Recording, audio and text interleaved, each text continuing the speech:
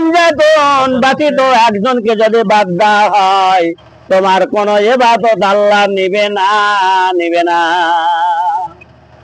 এক নম্বর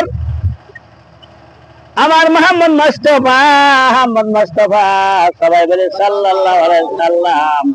2 নাম্বার হযরত আলী করমুল্লাহ আজহর। 3 নাম্বার মা ফাতেমা রাদিয়াল্লাহু তাআলা আনহু। 4 নাম্বার ইমাম হাসান। 5 নাম্বার ইমাম হোসাইন। বলেন সুবহানাল্লাহ। কথাটা বুঝাতে পারছি? 5 পাঁচজন না? তাহলে 5টা নাম আছে তো, কাকে সারা হবে? 5টার মধ্যে একটা বাদ দিলে একদিন একটি কথা মনে পড়ে গেল। দেখো, এইবার আল্লাহ রাসূল বসে আছে, ইমাম হাসান এসে বলে, নানা গো নানা,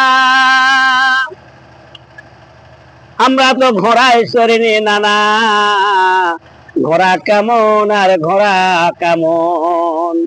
আল্লাহ রাসূল নাতিকে ভালোবাসে। এবার নাতিকে বলে, ভাই রে, আমার পিঠে তুই চড়, আমি ঘোড়া হয়ে যাই। বলেন সুবহানাল্লাহ। নাতিকে কত ভালোবাসতো। এইবার নানা ঘোড়া হয়ে গেল।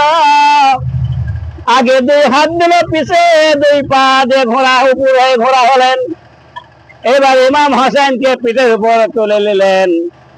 ইমাম হোসেন বলে, নানা গো, আমি তো ঘোড়া পেয়ে গেলাম, কিন্তু ঘোড়ার লাগাম তো পাইলাম না।